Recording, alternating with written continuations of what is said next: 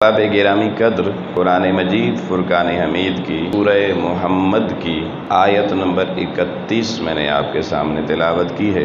اللہ جل مجدہ نے ارشاد فرمایا کہ وَلَنَبْلُوَنَّكُمْ، اے میرے بندو میں تمہیں جانچوں گا، پرکھوں گا، تمہاری آزمائش کروں گا، حَتَّى نَعْلَمَ الْمُجَاہِدِينَ مِنْكُمْ وَالصَّابِرِينَ، اس وقت تک تمہاری جانچ پڑتال آزمائش ہوتی رہے گی جب تک میں یہ نہ دیکھ لوں کہ تم میں سے کون ہے کہ جو میری بارگاہ کا سچا مجاہد ہے۔ تا نعلم المجاہدین منکم، تاکہ یہ نہ دیکھ لیا جائے کہ تم میں سے کون ایسا ہے جو میرے دین کی خاطر مجاہد بن کے میدان عمل میں نکلنے والا ہے۔ وصابرین، اور پھر یہ نہ دیکھ لوں کہ اس دین کے راستے میں مجاہد بن کے جو مصیبتیں، تکلیفیں، پریشانیاں آئیں گی، پھر یہ بھی دیکھنا ہے ان میں صابر کون رہتا ہے، صبر کا دامن کون تھام کے رہتا ہے، کون ہے جو ان حالات میں بھی میری بارگاہ میں سجدہ شکر ادا کرتا ہے، شکایت کی زبان نہیں کھولتا۔ اور فرمایا وَنَبْلُوَ أَخْبَارَكُمْ، ہم تمہاری یہ جانچ اور پڑتال، اس کا اخبار ہم یہ ترتیب دیتے رہیں گے۔ یعنی کہ یہ نہیں کہ ایک دفعہ جانچ لیا، پڑتال کر لی، پھر کہا بس ٹھیک ہے اب پاس ہو گیا ہے، نہیں، جب تک زندگی کے دامن میں سانسیں موجود ہیں تب تک اللہ تعالیٰ اپنے بندوں میں اپنی اور اپنے دین کے سرفروش اور مجاہد لوگوں کو دیکھتا ہے کہ میرے دین کی جد و جہد کرنے والے، حتی نعلم المجاہدین، اللہ کہتا ہے میں یہاں تک دیکھتا ہوں اور جانتا ہوں کون ہے جو میرے دین کے لیے کتنی جد و جہد کرتا ہے، کتنا فکر مند ہوتا ہے، پھر صبر اور تحمل کے ساتھ اس محنت کو جاری رکھتا ہے۔ سامعین محترم، ایک بڑی قابل توجہ بات، اگر ہمارے گھر میں کوئی خوشی یا غمی ہو تو ہمارا غمی ہوتے ہی ہم سب لوگوں کو، جاننے والوں کو اطلاع دیتے ہیں اور خوشی میں بھی باقاعدہ کارڈ بانٹتے ہیں۔ اب اگر ہماری خوشی شروع ہو جائے اور کوئی بندہ نہ آئے تو ہمیں کیسا لگے گا؟ ہمارے والد کا جنازہ ہو، میت قبرستان پہنچ جائے اور جنازہ پڑھنے والا کوئی نہ آئے، کیا خیال ہے؟ ہم کیا کہیں گے؟ کوئی بات نہیں، ہمیں بڑی تکلیف ہوگی۔ ہم ایک ایک بندے کو فون کر کے کہیں گے بھائی میں نے تجھے بلایا تھا، تو آیا کیوں نہیں ہے؟ اور اگر آج تو 5 منٹ میں نہ پہنچا تو موت، فوت، خوشی تیرے ساتھ، ہر چیز ختم ہو جائے گی۔ جتنا عزیز دوست ہو، ہم ایسے موقع پہ ایک لمحے میں اعلان برات کر دیتے ہیں۔ یہ ہمارا مزاج، میرا مزاج، آپ کا مزاج بتا رہا ہوں۔ لیکن عزیزان محترم، کیا بات ہے، جتنی فکر ہمیں دنیا میں اپنی خوشی غمی کی ہے کہ اللہ کے دین کی جد و جہد اور اس کو پایہ تکمیل تک پہنچانے کی بھی ہمیں اتنی فکر ہے۔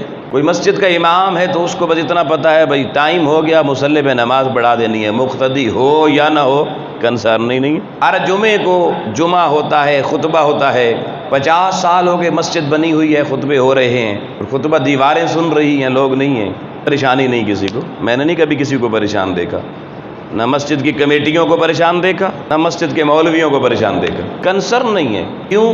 سمجھ آتی ہے بات کہ بھائی معاملہ دین کی بقا اور دین کی جد و جہد اور دین کے تمکن کا ہے ہی نہیں۔ اگر اللہ کا دین محبوب ہوتا اور لوگوں کو دین کی کشتی میں بٹھانا مقصود ہوتا، پھر اگر یہ صفیں خالی ہوتی تو پھر امام، خطیب اور مقتدی یا جو کمیٹی والے لوگ ہیں، پھر وہ مسجد سے نکل کے گھر میں کھانے کی فکر نہ کرتے، پہلے یہ دیکھتے کون کیوں نہیں آیا۔ اس کو فکر کہتے ہیں، اور یہ فکر آپ کو دوستان محترم آج کہیں نہیں دکھائی دے رہی۔ نتیجہ یہ ہے کہ آہستہ آہستہ لوگ دین سے بیزار اور دور ہو رہے ہیں۔ مسجدوں میں آج سے 40 سال پہلے کی مسجدیں کچی ہوتی تھیں، اتنی خوبصورت محل نما مساجد نہیں تھیں، ایسے عظیم کارپیٹ نہیں تھے۔ آج کتنی سہولتیں ہیں، کوئی مسجد ایسی نہیں ہے جس کے ساتھ بڑے بڑے لاکھوں روپے کے جنریٹر نہ لگے ہوئے ہوں، یار بندوں کو 2 لمحے کے لیے تکلیف نہ ہو، بجلی نہ چلی جائے۔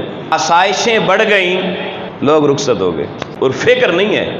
سوال یہ بتا سب کچھ کس کو دکھانے، کس کے لیے کیا یہ اہتمام؟ اللہ تعالیٰ نے آگے رہنا ہے یہاں پر۔ بھئی جن لوگوں کے لیے آپ مسجدیں بنا رہے ہیں، اب یہ تو دیکھیں وہ کتنے آ رہے ہیں۔ جب بندے نہیں آ رہے تو پھر صاحب ڈیوٹی کی تو کوئی ڈیوٹی بھی تو ہوتی ہے نا، اور وہ ڈیوٹی کیا ہے کہ ایک ایک بندے کا دروازہ کھٹکھٹا کے پوچھا جائے صاحب کیوں نہیں آتے۔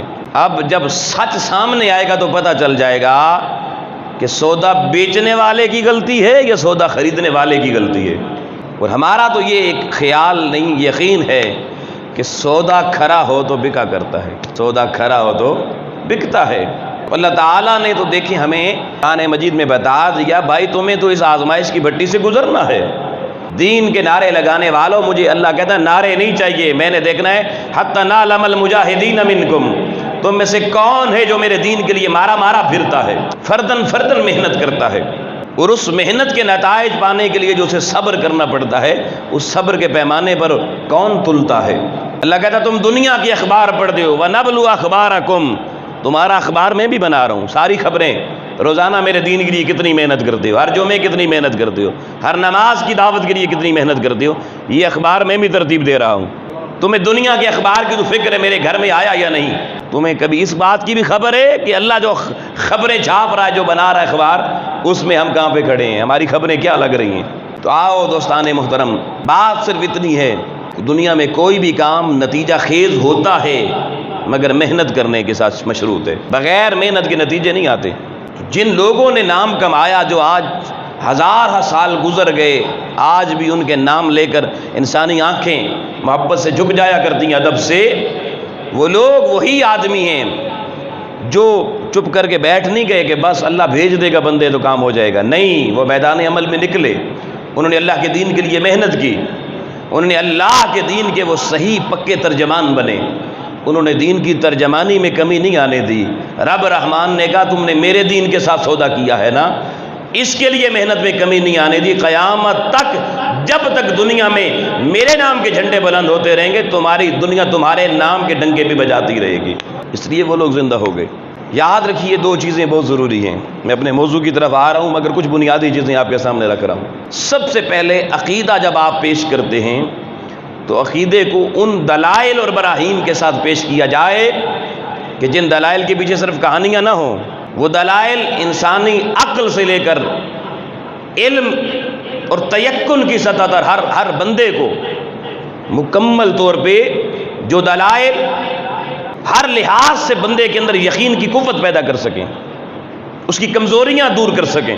اب یہ کہنا کہ جی ہمارا عقیدہ ہے کہ ہم اللہ کے ولیوں سے، نبیوں سے مدد مانگتے ہیں، اللہ کو بھی علم غیب ہے، نبی کو بھی ہے، ولی کو بھی ہے، اور لوگ کہیں جی کیوں جی یہ بات کیسے سچ ہے، اور بندہ کہے جی نہیں جی وہ کتاب میں حکایت لکھی ہوئی ہے اس میں یہ بتایا گیا ہے، تو حکایت سن کے کون مانے گا؟ اس وقت شعوری طور پر انسان ارتقاء کا سفر طے کر کے پہلے دور کے انسانوں کے مقابلے میں زیادہ باشعور ہے، زیادہ سمجھدار ہے، اب ہر چھوٹی سی چھوٹی چیز کو پہچانا جاتا ہے۔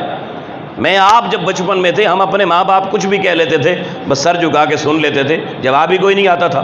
آج تو ہم کہتے تھے نہیں، ہم ادب بڑا کرتے تھے، ادب نہیں، ہمیں جواب ہی کوئی نہیں آتا تھا، بولنے کی طاقت ہی نہیں تھی۔ آج ہمارا بچہ 4-5 سال کا جو بات کرتے ہیں وہ آگے سے پوچھتا، کیوں؟ وہ دلائل سے بات سمجھنا چاہتا ہے، یہ شعوری ارتقاء ہے۔ اب دوستان محترم بنیادی باتیں بھی کچھ سمجھ لیں، پھر موضوع کو بھی ہم لے کے چلتے ہیں۔ میں نے جو بات ضمناً کہہ دی کہ بھائی اللہ تعالی مخلوق کی مدد کرتا ہے، اس میں کسی کو کوئی شک نہیں کہ اللہ قادر مطلق ہے، اس کی مدد کے بغیر پتہ بھی نہیں ہل سکتا، یہ ہم سب کا عقیدہ ہے۔ لیکن دنیا یہ کہتی ہے کہ بھائی صرف اللہ مدد کرتا ہے، باقی کوئی کچھ نہیں کر سکتا۔ اب یہاں تھوڑا سا ہمارا اور باقی دنیا کا اختلاف آ جاتا ہے، اور یہ اختلاف امت میں جھگڑا بنا دیتا ہے۔ بھائی جھگڑے کی بات نہیں کرتے، بات اصول کی کرتے ہیں کہ بعض لوگ کہتے ہیں کہ اللہ خود ساری طاقتوں کا مالک ہے مگر کسی اور کو اپنی طاقت نہیں دیتا۔ ہم کہتے ہیں بھائی ہمارا اللہ بڑا سخی ہے، وہ خود بھی مدد کرتا ہے، وہ اپنے نبی کو بھی یہ طاقت عطا فرماتا ہے کہ وہ بھی امت کی مدد کرے، اپنے ولی کو بھی یہ طاقت دیتا ہے کہ وہ لوگوں کی مدد کرے۔ اور فرق یہ ہے کہ ہم کہتے ہیں کہ اللہ کے لیے جو چیز ہے وہ اس کی ذاتی ہے، اس کی اپنی ذاتی ہے، کسی سے لی ہوئی نہیں ہے، اور نبی اور ولی اگر وہی طاقت کا استعمال کر رہے ہیں تو وہ ان کی ذاتی نہیں ہے، اللہ کی عطا کردہ ہے۔ اللہ نے اپنی سخاوت کا دروازہ ان پہ کھول دیا ہے، اور یہ اللہ کا ساری کائنات میں یہ نظام ہے۔ دوستان محترم آپ یہ دیکھیں، بارش ہوتی ہے تو کسی بھی محدث سے پوچھئے، فقیہ سے پوچھئے، عالم سے پوچھئے کہ بارش کون برساتا ہے، تو وہ کہے گا اللہ برساتا ہے۔ آپ گئے پھر وہ جو فرشتہ ہے، بارش والا فرشتہ، وہ اللہ نے کیوں رکھا ہوا ہے؟ وہ جی نہیں وہ فرشتہ وہی بارش برساتا ہے۔ کیوں؟ کیونکہ وہ معزون باللہ ہے، اللہ نے اس کو اذن دیا ہوا ہے، اختیار دیا ہوا ہے۔ میرے سخی رب نے فرشتے کو اختیار دیا اب بادلوں پہ بظاہر حکمرانی تو فرشتے کی ہو گئی. ہر روز بندے دنیا سے مرتے ہیں. آپ پوچھئے بھائی کون مارتا ہے؟ تو سادہ جواب تو اللہ مارتا ہے. تو اللہ کس کی روح نکالتا ہے بتاؤ جی؟ نہیں جی روح تو حضرت اسرائیل آ کے نکالتے ہیں. بھئی بتائیں ساری کائنات میں روحیں کون نکال رہا ہے؟ تو روحیں نکالنے کی طاقت اللہ نے کس کو دی ہوئی ہے؟ حضرت اسرائیل علیہ السلام کو دے دی. اور آدم علیہ السلام سے لے کر قیامت تک لوگوں، ہر پیغمبر، ہر نبی، ہر ولی، ہر غوث، ہر کتب، ہر چھوٹے ہر بڑے کی روح جناب اسرائیل علیہ السلام نکالتے ہیں.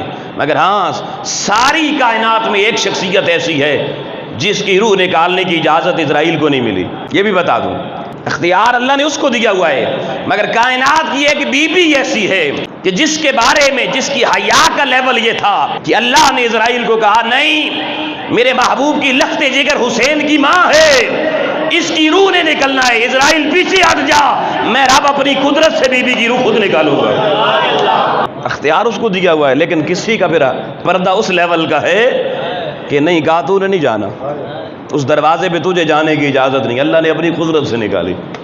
لیکن ساری کائنات کی روحیں کون نکال رہا ہے؟ اسرائیل نکال رہا ہے. آپ کوئی کام کائنات کا لے لیں، آپ بیمار ہوتے ہیں، ڈاکٹر کے پاس جاتے ہیں، ڈاکٹر علاج کرتا ہے، مجھے بتائیں شفا کون دیتا ہے؟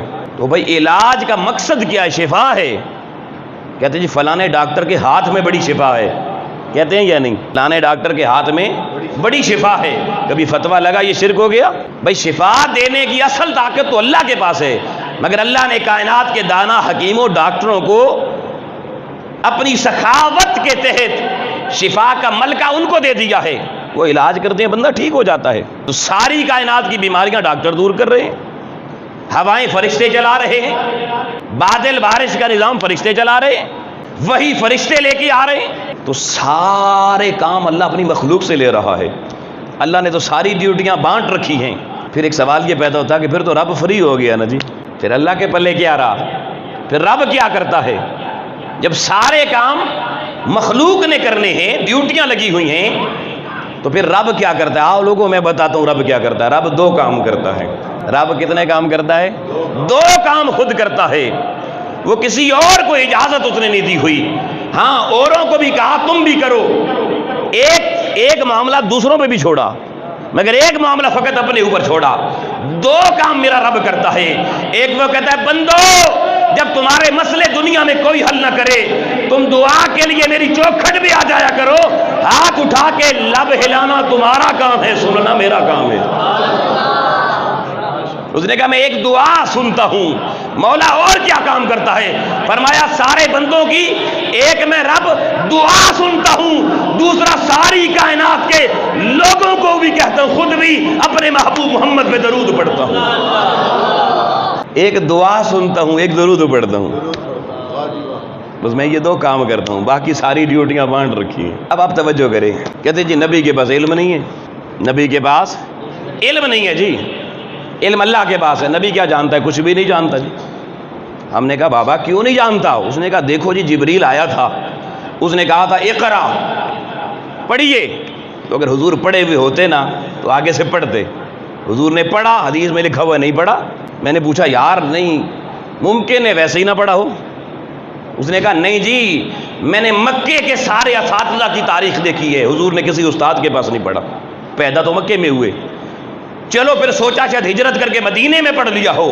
میں نے مدینے کی تاریخ پڑھی، مجھے مدینے کا کوئی استاد بھی نہیں ملا جس سے حضور نے پڑھا ہو. تو پھر کہاں سے پڑھا جی آپ بتا دیں. بھائی لوگوں توجہ رکھنا، عقلی سوالات اٹھائے جاتے ہیں. پھر آقا نے کہاں پڑھا؟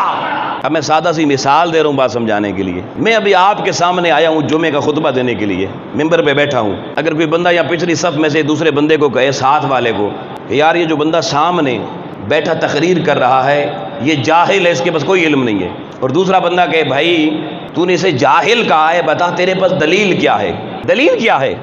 وہ پہلا بندہ کہے یار دلیل یہ ہے کہ میں نے غازی آباد اور کمال آباد اور ڈوک سیدنا کے سارے اسکول چیک کیے ہیں، ہر اسکول کا رجسٹر حاضری چیک کیا ہے. یہ بندہ کسی اسکول میں نہیں پڑھا ہوا. پھر میں نے اس پورے علاقے کے راولپنڈی کینٹ کے مدرسے چیک کیے ہیں، پچھلے 50 سال کا میں نے سارا ریکارڈ نکلوایا ہے، مگر اس بندے کا نام کسی مدرسے کے رجسٹر پہ موجود نہیں ہے.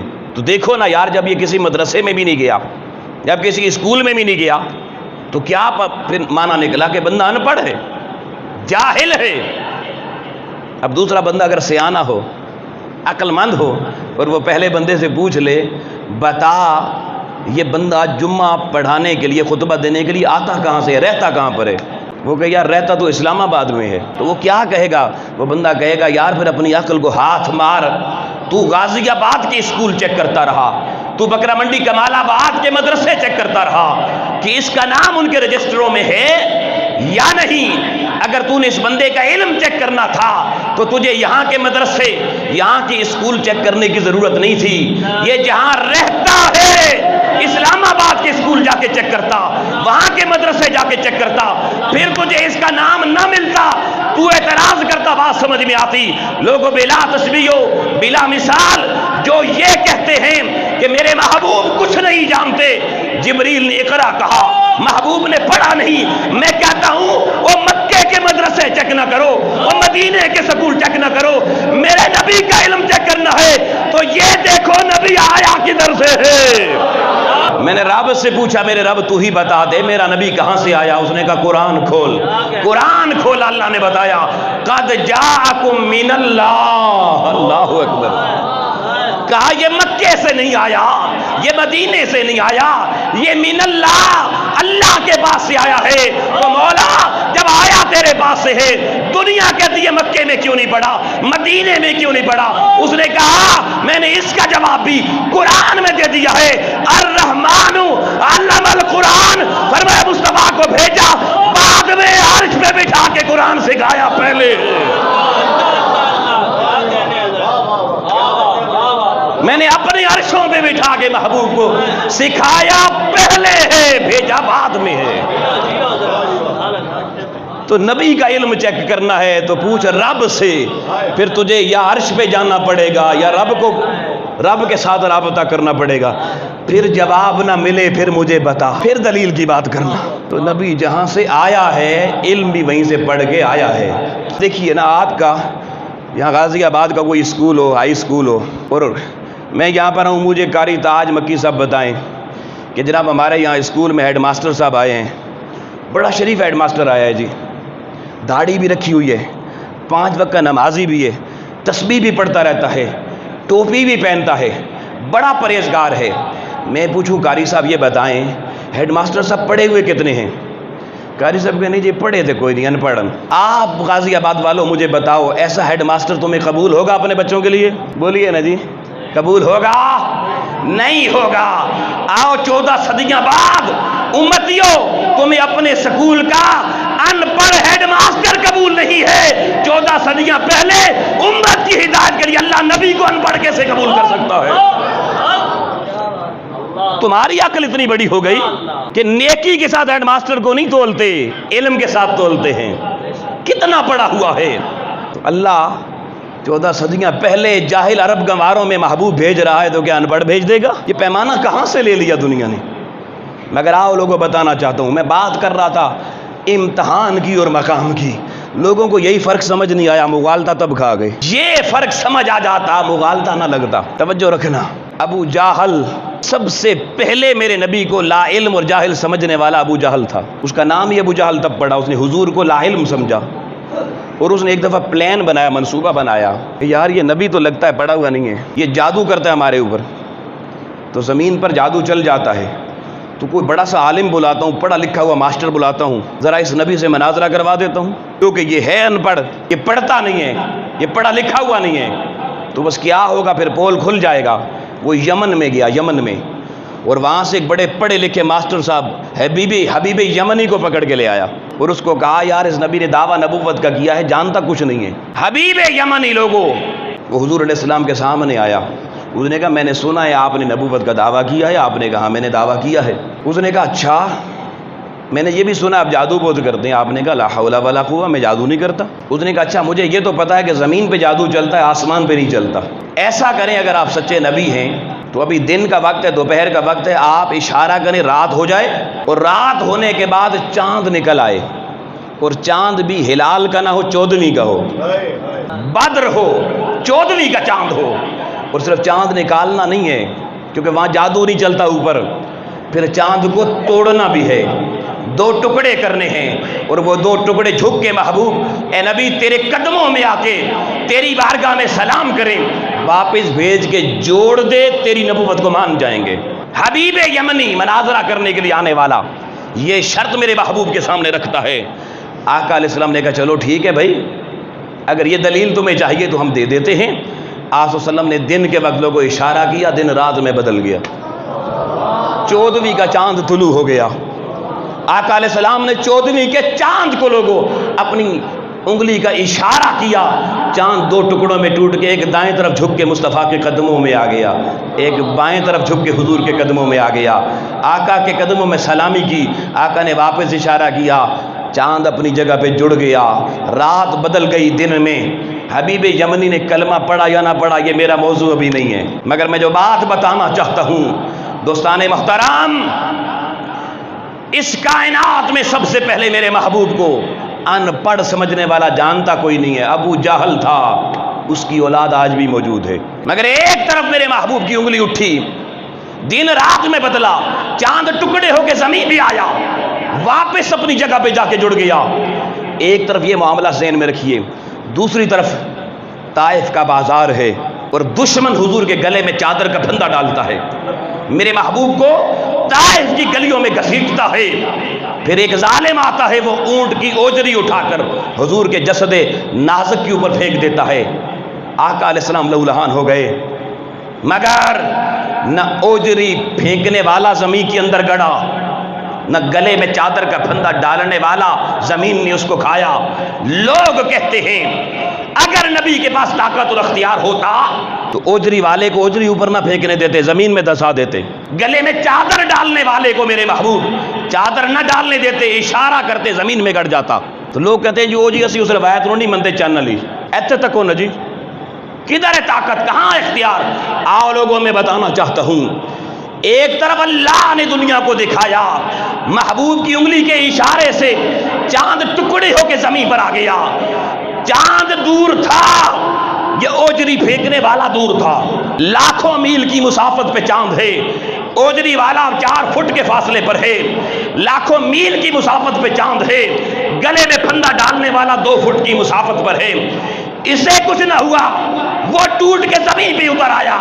آؤ لوگوں فرق بتانا چاہتا ہوں، اللہ دنیا کو دکھانا چاہتا ہے کہ میرا محبوب جب انگلی اٹھا کے چاند توڑ کے آسمانی دنیا سے زمین پہ لے آئے، یہ میرے محبوب کا مقام ہے، یہ میرے محبوب کا مقام ہے۔ اور اوجری ڈالنے والا اوجری ڈالے مگر میرے محبوب کی انگلی نہ اٹھی، اشارہ نہ ہوا، وہ زمین میں نہ دھسا، بتانا رب کا یہ مقصود تھا۔ وہاں نبی کا مقام تھا، یہاں نبی کا امتحان ہے۔ وہاں مقام تھا، یہاں امتحان ہے۔ اگر وہاں اشارہ کیا چاند زمین پہ آ گیا، یہاں حضور اشارہ کرتے، ظالم بدبخت 6 فٹ زمین تو کوئی چیز نہیں، 6000 فٹ بھی نیچے جا سکتا تھا، مگر وہاں امتحان کیا تھا؟ اور لوگوں اور اینگل سے سن لیجئے، میرے محبوب علیہ السلام رات کو مصلی پہ کھڑے ہوتے ہیں، تہجد کی نماز پڑھتے ہیں۔ میرے آپ پہ 5 نمازیں فرض، میرے محبوب پہ 6 نمازیں فرض۔ اگر ساری رات بیت جاتی ہے، آقا کا قیام کرتے ہیں تو قیام ہی ختم نہیں ہوتا، حضور رکوع میں جاتے ہیں تو رکوع ختم نہیں ہوتا، آقا سجدے میں جاتے ہیں تو سجدہ ختم نہیں ہوتا۔ اتنے لمبے قیام جب رب نے دیکھے تو اللہ کا قرآن، اب کوئی کہے میں اس دلیل کو نہیں مانتا، پھر میں اس کو مانوں گا۔ اللہ نے قرآن بھیجا، کہا طٰہٰ ما انزلنا علیک القرآن لتشقیٰ، سونیا میں نے قرآن اس لیے تو نہیں بھیجا کہ تیرے پاؤں سوج جائیں، ان میں چھالے پڑ جائیں، میں رب کو یہ برداشت نہیں ہے۔ مولا پھر محبوب کیا کرے؟ فرمایا یا ایھا المزمل قم اللیل الا قلیلا، محبوب اگر تیرا یہ شوق ہے تو شوق پورا کر، مگر صرف تھوڑی سی دیر کے لیے، صرف تھوڑی سی دیر کے لیے، باقی وقت آرام کیا کر۔ آؤ لوگو، رب کو محبوب کا اپنی بارگاہ کے مصلی پہ ساری رات کھڑے ہونا کہ محبوب کے پاؤں سوج رہ جائیں، غیرت خداوندی نے گوارا نہ کیا، قرآن نازل کر کے منع کر دیا، محبوب یہ کام نہیں کرنا۔ لیکن دوسری طرف وہی محبوب جب اقامت دین اور تمکن دین کی جدوجہد کے لیے لوگوں بازار طائف میں جاتے ہیں، دنیا پتھر مارتی ہے، رخسار محبوب زخمی ہو جاتے ہیں، وجود محبوب سے لہو نکلتا ہے، اس وقت غیرت خداوندی کہاں تھی؟ جو رات کو مصلی پر اپنے محبوب کے پاؤں میں جس مولا کو ورمانا گوارا نہ تھا، اس رب العالمین نے طائف کے بازار کے پتھر رخسار محبوب پہ لگتے کیوں گوارا کیے؟ فرق کیا تھا؟ لوگوں فرق یہ تھا کہ مصلی پہ کھڑے ہو کر پاؤں میں ورما جائے، اللہ کے محبوب مجھے ضرورت نہیں ہے، مجھے گوارا نہیں ہے۔ اللہ دنیا کو بتانا چاہتا تھا یہ میرے محبوب کا مقام ہے، یہ محبوب تو جہاں کا مقام ہے۔ اور طائف کے پتھر غیرت خداوندی نے اس لیے گوارا کر لیے کہ رب دنیا کو دکھانا چاہتا تھا یہ محبوب کا امتحان ہے، یہ محبوب کا امتحان ہے۔ مقام میں پاؤں سوجنا گوارا نہ کیے اور امتحان میں خون بہنا بھی گوارا کر لیا۔ اس لیے ہم کہتے ہیں لوگوں، کربلا کے میدان میں حسین کو کمزور نہ سمجھنا۔ فرات چل کے قدموں میں کیوں نہیں آیا؟ لوگ کہتے ہیں ذبح عظیم کہتے ہیں، وہ جو صرف ذبح ہوا تھا اسماعیل، اس میں تو ایڑی رگڑی تھی، زمزم جاری ہو گیا تھا، تو کربلا میں سارا خانوادہ حضور کا قربان ہو گیا۔ اگر ذبح عظیم ہوتے تو پانی کیوں نہ آتا؟ نہیں لوگوں، فرق یہ تھا کہ کربلا میں میرے حسین کا امتحان تھا، اور مدینے کی نمازوں میں نبی کے کندھوں کی سواری یہ میرے حسین کا مقام تھا، یہ میرے حسین کا۔ تو میں پچھلے جمعے کو بھی میں نے عرض کیا تھا، مقام میں حالات اور ہوتے ہیں، امتحان میں حالات اور ہوا کرتے ہیں، مگر آؤ لوگوں ہمیں سمجھ نہیں آئی۔ سمجھ کیوں نہیں آ رہی؟ آج کی گفتگو کا صرف آخری نقطہ کر کے یہاں گفتگو روک دوں گا، یہ نقطہ بیان کر کے۔ شیطان کوئی پیدائشی شیطان نہیں تھا، سب جانتے ہیں، فرشتوں کا استاد رہا اور جنت میں آزاد گھومتا تھا۔ تو شیطان ایک دن اپنے سفر پہ جنت میں گھوم رہا تھا، اس نے ایک دروازہ دیکھا، کہتا ہے یا اللہ جب بھی یہاں سے گزرتا ہوں تالا لگا ہوا ہوتا ہے، یا اللہ یہ تالا کھول اندر دیکھوں کیا ہے۔ اللہ تعالیٰ نے کہا اس تالے کے کھولنے کے لیے 70,000 سال عبادت کرنی پڑے گی۔ شیطان نے 70,000 سال عبادت کی، دروازہ کھل گیا، اندر دیکھا اندر ایک اور کمرہ ہے، اس میں پھر تالا لگا ہوا ہے۔ اس نے کہا مولا اب کیا کروں؟ کہا پھر 70,000 سال عبادت کر۔ اس نے پھر 70,000 سال عبادت کی، تالا کھولا، اندر گیا ایک اور کمرہ، اس کو بھی تالا لگا ہوا۔ روایات میں آتا ہے 70,000 سال عبادت اس نے کی، اور 70,000 ایسے کمرے آئے، ایسے دروازے آئے، اتنا عبادت گزار تھا۔ جب 70,000 دفعہ وہ تالا کھلا، اندر اس نے دیکھا ایک صندوق ہے، ایک باکس ہے، اس کو بھی تالا لگا ہوا ہے۔ اس نے کہا یا اللہ اب کیا کروں؟ کہا پھر 70,000 سال عبادت کی۔ اس نے پھر 70,000 سال عبادت کی، صندوق کا تالا کھل گیا، اندر سے سبز رنگ کا ایک لپٹا ہوا کپڑا وہ ملا۔ اس نے کپڑا کھولا، اندر ایک تختی ملی، اس نے اس تختی کو دیکھا، لوگوں اس تختی پہ نام محمد لکھا ہوا تھا، نام محمد لکھا ہوا تھا۔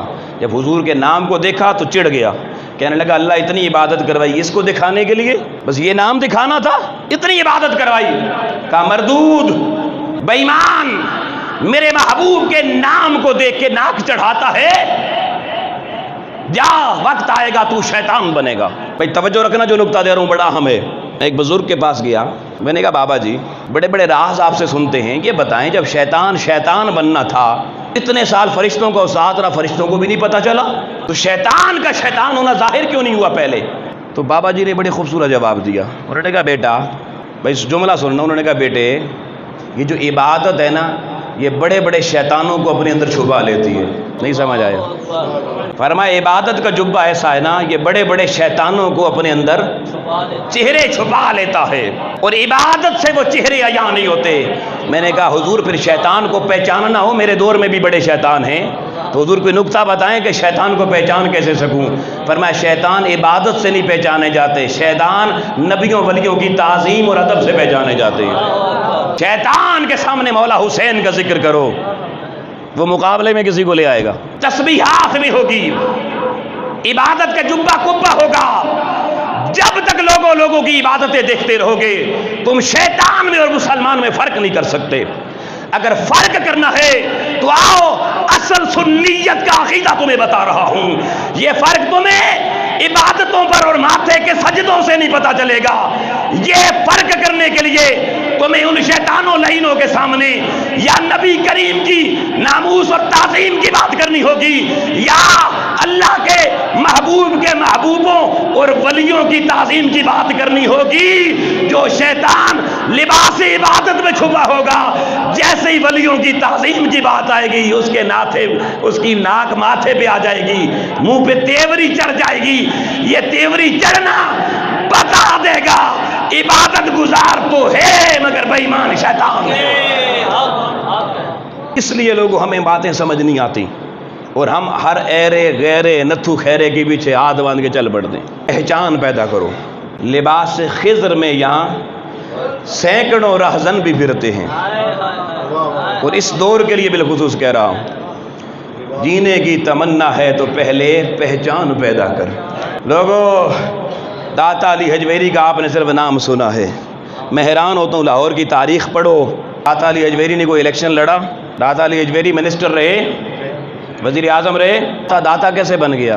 بتانا چاہتا ہوں. داتا پہلے امتحانات سے گزرا. کشف المحجوب پڑھ کے دیکھیے, وقت نہیں ہے بتاؤں. امتحانوں سے گزر کے جب مقام پہ پہنچا تو داتا نے اپنا بستر محمد مصطفیٰ کی گلی میں لگایا. حضور کی گلی میں بستر لگا دیا. اللہ نے مقام وہ دیا کہ 800-900,000 سال گزر گئے. داتا تو وزیر اعظم نہ تھا, داتا تو صدر نہ تھا, مگر حکومتیں بدلتی رہتی ہیں. ہر وزیر اعظم اور صدر کا داتا کا سلام نہیں بدلتا. صدر بدل جاتے ہیں, وزیر اعظم بدل جاتے ہیں, مگر ہم نے ساری زندگی دیکھا داتا کے سلام کبھی, جو بھی آتا ہے سلام کرنے داتا صاحب کے دربار پہ چادر چڑھانے جا رہے ہیں. کیوں؟ اللہ نے یہ مقام عطا فرمایا. یہ کیا داتا کا مقام ہے. لوگوں اللہ جن سے امتحان لیتا ہے تو جب انہیں مقام دیتا ہے تو قیامت تک ان کے نام کے جھنڈے بھی بلند کر دیتا ہے. آج دنیا یہ ذکر حسین ایسے ہی نہیں کرتی. حسین کو مقام بھی دیا, حسین کا امتحان بھی لیا. حسین اگر امتحان میں ناکام ہوتا آج دنیا حسین حسین نہ کرتی. شرق سے غرب تک نعرہ حسینی سب زبانوں پر آنا اس بات کی دلیل ہے کہ کربلا کے میدان کے امتحان میں میرا حسین کامیاب ہوا, بامراد ہوا. آج بھی جو اہل حق اس راستے پہ چلنے والے ہیں, اللہ کی عزت کی قسم لوگوں ان کے تقوی بڑے اعلیٰ ہیں. پہچانو, پیروں کو بھی پہچانو, علماء کو بھی پہچانو. پھر کہہ رہا ہوں لوگوں دھوکے میں رہنے کا وقت نہیں ہے. میرے پاس ایک بندہ آیا, وہ کہنے لگا جی میرا پیر بڑا با کمال ہے. میں نے کہا کیا کمال ہے؟ کہتا ہے جی نماز تو نہیں پڑھتا مگر آج ہی اس کی کرامت دیکھ کر آیا ہوں. میں نے کہا کیا کرامت دیکھی ہے؟ اس نے کہا میری بھینس دودھ نہیں دیتی تھی, میں کا پیڑا لے کر گیا پیر صاحب کے پاس, انہوں نے دم کر کے دیا, بھینس دودھ دینا شروع ہو گئی. میں نے کہا کمال, قربان جاؤں. اگر ولی ہونے کا درجہ بھینس کا دودھ دینا ہے کہ تیرے پیر بے نمازی نے دم کیا, اس نے دودھ دے دیا, تو ہماری بھینس کا کٹا بھی یہی کام کرتا ہے. ہماری بھینس کا کٹا بھی چھوڑو تو بھینس دودھ ہو دیتی ہے ہی نہیں دیتی, اور کٹے کے بغیر چو تو. میں نے کہا تیرا بے نمازی پیر جو کر رہا ہے ہمارا کٹا وہی کام کر رہا ہے. تو میں نے کہا یہ کون سی ولی اللہ ہونے کی دلیل ہے؟ آؤ ولی دیکھنا ہے تو میں بتاتا ہوں لوگوں, ولی دیکھنا ہو تو حضرت محدث اعظم پیر سید جماعت علی شاہ کو دیکھو. مسجد کے دروازے پہ محدث علی پوری کھڑے ہیں, پیاس لگی ہے. لوگ کہتے ہیں حضور پانی مسجد سے بھر کے دے دیتے ہیں. آپ کہتے ہیں نہیں, پانی گھر جا کے پیواں گا. پوچھا حضور آپ اتنے پیاسے ہوتے ہیں, خطبے دیتے ہیں آ کر, مسجد کی ٹوٹی کا پانی کیوں نہیں پیتے؟ کیا شریعت میں ناجائز حرام ہے؟ آپ نے کہا نہیں شریعت میں حرام نہیں ہے, پینا جائز ہے. فرمایا پھر آپ کیوں نہیں پیتے؟ فرمایا اس لیے کہ فتوے کے مطابق مسجد کی ٹوٹی کا پانی پینا جائز ہے مگر محدث علی پوری کے تقوی کے مطابق پینا ناجائز ہے. فتوے کی روح سے جائز ہے مگر ہمارا تقوی اجازت, کیونکہ مسجد کا پانی نمازیوں کے وضو کے لیے بنا ہے, جماعت علی شاہ کے پینے کے لیے نہیں بنا. ہمارے ولیوں کے تو تقوی کا یہ حال تھا, ہم کہاں کھڑے ہیں؟ آؤ لوگوں پھر کہہ رہا ہوں پہچان پیدا کرو. یہ پہچان کیسے کرنی ہے، یہ شناخت کیسے کرنی ہے، اس پر انشاءاللہ ہم آگے بات کریں گے۔ اللہ کی بارگاہ میں دعا مالک و مولا ہمیں حقائق کو سمجھ کر ماننے اور عمل پیرا ہونے کی توفیق عطا فرما۔ وآخر دعوانا الحمدللہ رب العالمین۔